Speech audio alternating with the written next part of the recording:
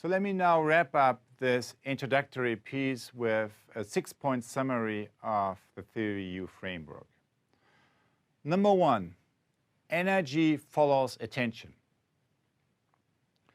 Whatever we place our attention on, that's where the energy goes. For example, if as a leader, I try to prevent something from not happening, that's exactly where the energy will be going. So wherever our attention is, that's where the energy will go. I pay attention this way, therefore it emerges that way. So the quality of how I pay attention as a conductor, as a listener, is shaping the way the reality, our interaction is unfolding. The quality of the conductor's listening is shaping the pathway, kind of how this situation, the performance of the whole orchestra is unfolding. Number two, in order to connect to our deeper levels of operating, 5 more points of insights. The first one is that concerns process, that we have to go through a process that deals with these 3 main movements: observe, observe, observe, allow the inner knowing to emerge, and then acting in an instant, prototyping. Number 3, this process, this 3-stage process, only works if we cultivate 3 inner instruments: the open mind, the open heart, and the open will. Number 4, at the core, at the source of this opening process, of this inner cultivation work, is a connection with these 2 root questions of creativity, which are, who is myself and what is my work?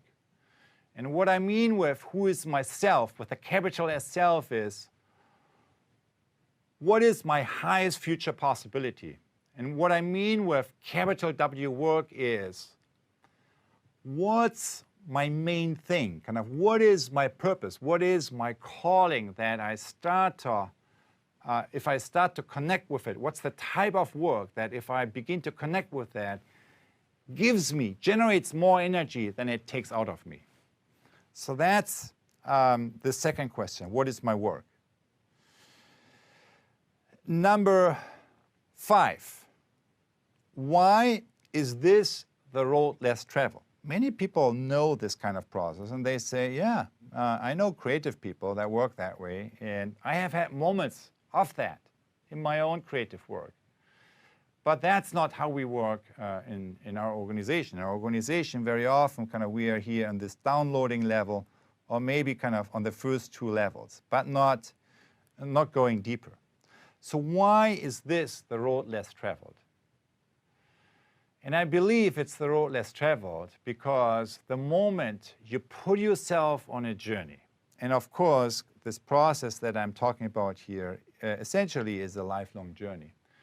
If you put yourself on that journey, you're going to face 3 enemies which prevent you from accessing your deeper sources of creativity. And the 3 enemies are, number 1, the voice of judgment, which is shutting down the power of your open mind. The voice of cynicism, which is shutting down the power of your open heart. And the voice of fear, which is shutting down the power of the open will. In fact, I trace the Indo-European word root of the English word leadership, which literally means to go forth, to cross a threshold, to go forth from one world to another one. So crossing a threshold, that's really the first meaning of that word root of the English word leadership. And the other meaning is to die. What does it mean to die? To die is to going through this process of letting go of one world in order to, letting go of one world that we are very familiar with in order to let come of another world that we don't even know whether it's really existing, and that we can only find out about if we have the courage to let go of the known and to put our foot into the territory of the unknown. That's really kind of the territory of kind of that third level, kind of the third source of resistance, the voice of fear, and the importance of the source of strengthening our sources of courage in order to deal with the major leadership challenges that we face as individuals, as groups, as organizations, and as larger communities. Lastly, number 6, the 6th point is that this opening process of opening the mind, the heart, the will, when you deal with real change in society today, is not only important for you to do as an individual, but you need to hold the space to go through the same kind of process also on a collective level.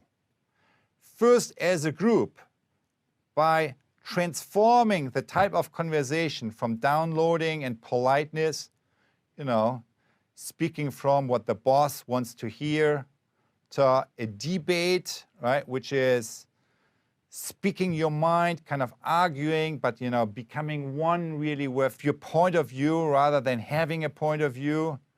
And number 3, dialogue, leaning into each other, as you can see in this image here, kind of listening and connecting with another person's view.